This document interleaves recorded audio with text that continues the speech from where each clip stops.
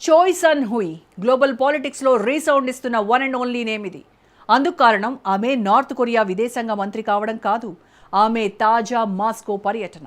పైగా రష్యా అధ్యక్షుడు Putin protocol పక్కన పెట్టి మరీ కిమ్ దూతను కలవడం మోస్ట్ బర్నింగ్ ఇష్యూగా మారింది. ఈ ఇద్దరి భేటీ ఎజెండా ఏమై ఉంటుందన్న ఉత్కంఠ పాశ్చాత్య దేశాల్లో అంతకంతకు పెరిగిపోతోంది. ఎందుకంటే ఇప్పటికే యుక్రెయిన్ యుద్ధంలో రష్యాకు మద్దతుగా కిమ్ తన సైన్యాన్ని పంపించాడు, ఆయుధ సాయం సైతం చేశాడు. కానీ ఈసారి లక్ష్యం అమెరికా అన్న అనుమానాలు వ్యక్తమవుతున్నాయి. తెర వెనక చైనా వ్యూహాలు కనిపిస్తున్నాయి. ఇంతకు పుతిన్ చోయ్ మధ్య మీటింగ్ సీక్రెట్స్ ఏంటి? కిమ్ తన దూతను రష్యాకు ఎందుకు పంపించాడు? అమెరికా లక్ష్యంగా కిమ్ పుతిన్ అసలు ఏం ప్లాన్ చేస్తున్నారు? Let's watch. టార్గెట్ అమెరికా, రష్యాకు కిమ్ దూత చోయ్ సన్ హుయ్. ప్రోటోకాల్ పక్కన పెట్టి చోయ్ సన్ మీట్ అయిన పుతిన్. అమెరికా లక్ష్యంగా కిమ్ పుతిన్ అసలేం ప్లాన్ చేస్తున్నారు?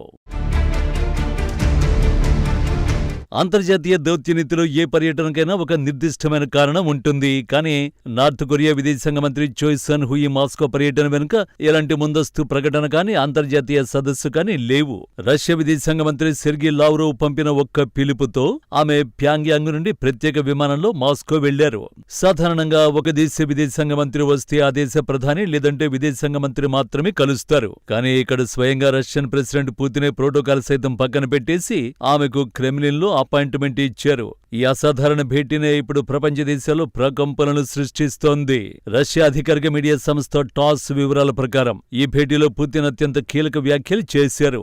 ఉక్రెయిన్పై రష్యా జరుపుతున్న సైనిక చర్యకు ఉత్తర కొరియా అందిస్తున్న పూర్తి మద్దతుకు గాను ఆయన కిమ్ జోంగ్ ఉన్ నాయకత్వానికి నార్త్ కొరియా ప్రజలకు హృదయపూర్వక కృతజ్ఞతలు తెలిపారు. ఉక్రెయిన్ యుద్ధంలో రష్యా సైన్యానికి ఉత్తర కొరియా ఎంత పెద్ద ఆయుధ కవచంగా మారిందో పుతిన్ మాటలే నిరూపిస్తున్నాయి. ఉక్రెయిన్తో యుద్ధంలో కిమ్ జోంగ్ ఉన్ కేవలం ఆయుధాలు మాత్రమే కాకుండా వేలాది మంది ఉత్తర కొరియా ప్రత్యేక రక్షణ బలగాలను నేరుగా రష్యా సరిహద్దులోకి ఉక్రెయిన్ యుద్ధ క్షేత్రంలోకి పంపించారు. ఒక దేశం సాగిస్తున్న యుద్ధంలో మరో దేశ సైనికులు నేరుగా పాల్గొనడం ఆధునిక చరిత్రలో ఇదే మొదటిసారి. కిమ్ పంపిన ఈ సైనిక బలగాలు రష్యా సైన్యంతో కలిసి యుద్ధ వ్యూహాలు రచిస్తున్నాయి. లక్షలాది ఫిరంగి గుండ్లు, క్షిపణులను రైళ్ల ద్వారా రష్యాకు చేరవేస్తూ పుతిన్ సైన్యానికి ఆయుధ కొరత లేకుండా ప్యాంగ్యాంగ్ చూసుకుంటోంది.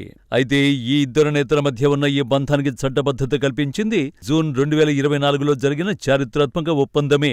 24 ఏళ్ల తర్వాత పుతిన్ ప్యాంగ్యాంగ్లో అడుగుపెట్టినప్పుడు కిమ్తో కలిసి సమగ్ర వ్యూహాత్మక భాగస్వామ్య ఒప్పందంపై సంతకాలు చేశారు. ఈ ఒప్పందం ప్రకారం రష్యా లేదా నార్త్ కొరియాపై ఏ దేశమైనా దాడి చేస్తే ఇరు దేశాలు ఒక్కటిగా ఎదుర్కొంటాయంటే అమెరికా గనక ఉత్తర కొరియాపై దాడికి దిగితే రష్యా అణుబాంబులతో అమెరికాపైకి వస్తుంది. అలాగే రష్యాపై నాటో దాడి చేస్తే కిమ్ సైన్యం రంగంలోకి దిగుతుంది. అయితే కిమ్ జోంగ్ ఉన్ అంత సులభంగా తన సైనికుల్ని మరణముఖంలోకి పంపడం లేదు. దీని వెనుక ఒక మాస్టర్ ప్లాన్ ఉంది. యుద్ధంలో రష్యాకు సాయం చేస్తున్నందుకు ప్రతిఫలంగా రష్యా వద్ద ఉన్న అత్యున్నత సైనిక సాంకేతికతను కిమ్ పొందుతున్నాడు. ముఖ్యంగా అమెరికా నేవీ అంతు చూడగల న్యూక్లియర్ సబ్మెరైన్ సాంకేతికత, అంతరిక్షంలో అమెరికా కదలికల్ని కనిపెట్టే మిలిటరీ శాటిలైట్ టెక్నాలజీ, అమెరికా రక్షణ వ్యవస్థలను ఛేదించే ఖండాంతర క్షిపణుల గైడెన్స్ సిస్టమ్ ని రష్యా ఇప్పుడు ఉత్తర కొరియాకు బదిలీ చేస్తోంది. ఇది అమెరికా పశ్చిమ తీరానికి నేరుగా ముప్పు తెచ్చిపెట్టే పరిణామం. మాస్కోలో జరుగుతున్న ప్రస్తుత పరిణామాలపై పక్కనే ఉన్న దక్షిణ కొరియా తీవ్ర ఆందోళన చెందుతోంది. సియల్ స్పందిస్తూ ఈ పరిణామాలను పర్యవేక్షిస్తున్నట్టు ప్రకటన విడుదల చేసింది. కిమ్ జోంగ్ ఉన్ త్వరలోనే మూడోసారి రష్యాలో పర్యటించి పుతిన్తో మరో సదస్సు నిర్వహించేందుకు చోయ్ సన్ హుయ్ రూట్ మ్యాప్ సిద్ధం చేస్తున్నట్టు సియల్ నిఘా వర్గాలు అనుమానిస్తున్నాయి. ఒకవేళ కిమ్ రష్యాకు వెళితే కొరియా ద్వీపకల్పంలో యుద్ధమేఘాలు కమ్ముకోవడం ఖాయంగా కనిపిస్తుంది. ఈ వ్యవహారంలో అత్యంత ఆసక్తికరమైన మలుపు చైనా పాత్ర. చోయ్ సన్ హుయ్ రష్యాకు వెళ్లడానికి సరిగ్గా కొన్ని రోజుల ముందే ఉత్తర Korea top economic official Pak Thaesong Beijing లో చైనా అధ్యక్షుడు జిన్పింగ్ ను కలిశారు. అదే సమయంలో చైనా కమ్యూనిస్టు పార్టీ అగ్రనేత వాంగ్ హూనింగ్ ప్యాంగ్యాంగ్ లో పర్యటించారు. దీనిని బట్టి చూస్తే అగ్రరాజ్యం ఏకఛత్రాధిపత్యానికి వ్యతిరేకంగా రష్యా, చైనా, ఉత్తర కొరియా ఒక త్రైపాక్షిక కూటమి నిర్మిస్తున్నాయని, ఈ భారీ వ్యూహానికి చైనా బ్యాక్గ్రౌండ్ సపోర్ట్ పూర్తిగా ఉందని స్పష్టమైపోతోంది. అసలు ఉత్తర కొరియా ఇంతలా రష్యా వైపు వెళ్లడానికి కారణం ఏంటి? దీనికి సమాధానం 2019 ఫ్లాష్ బ్యాక్ లో ఉంది. అప్పటి అమెరికా అధ్యక్షుడు ట్రంప్ తో కిమ్ జోంగ్ ఉన్ జరిపిన అణు చర్చలు ఘోరంగా విఫలమయ్యాయి. ఉత్తర కొరియా తన అణ్వాయుధ ఆయుధాలను పూర్తిగా వదులుకుంటేనే ఆంక్షలు ఎత్తేస్తామని అమెరికా స్పష్టం చేసింది. దీంతో కిమ్ వాషింగ్టన్తో దౌత్యానికి శాశ్వతంగా స్వస్తి పలికాడు. అమెరికా తన డిమాండ్లను తగ్గించుకునే ప్రసక్తే లేదని తేల్చేయడంతో కిమ్ తన అణ్వాయుధ సంపత్తిని మరింత పెంచుకుంటూ రష్యాతో జట్టు కట్టారు.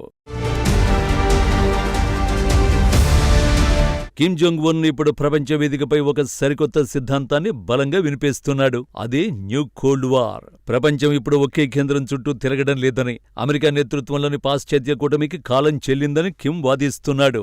వాషింగ్టన్ సామ్రాజ్యవాదానికి వ్యతిరేకంగా పోరాడే దేశాలన్నీ ఒకే తాటిపైకి రావాలని పిలుపునిస్తూ తన దేశాన్ని ఆ కూటమిలో ఒక అగ్రభాగంగా నిలబెడుతున్నాడు. పుతిన్ సైనిక శక్తి, చైనా ఆర్థిక శక్తి, కిమ్ అణుశక్తి కలిస్తే అమెరికాను ప్రపంచంలోనే ఒంటరిని చేయవచ్చనేది వీరి వ్యూహం. చోయ్ సన్హుయ్ మాస్కో పర్యటన ముగిసిన తర్వాత కిమ్ జోంగ్ ఉన్ అధికారిక రష్యా పర్యటన ఎప్పుడనేది ప్రకటించే ఛాన్స్ ఉంది. ఈ పర్యటన ఖరారైతే అంతర్జాతీయ రాజకీయాలలో ఒక పెద్ద భూకంపం సంభవించినట్లే. అమెరికాను మానసికంగా, సైనికంగా దెబ్బతీయడానికి పుతిన్, కిమ్ కలిసి వేస్తున్న ఈ అడుగులు ప్రపంచాన్ని మరో వినాశకర యుద్ధం వైపు నడతాయా? అమెరికా ఈ ఉమ్మడి శత్రువుల వ్యూహాన్ని ఎలా తిప్పికొడుతుంది? రష్యా, నార్త్ కొరియా మైత్రి సృష్టిస్తున్న ఈ ప్రకంపనలు మున్ముందు ఎలాంటి అంతర్జాతీయ పరిణామాలకు దారితీస్తాయో కాలమే సమాధానం చెప్పాలి.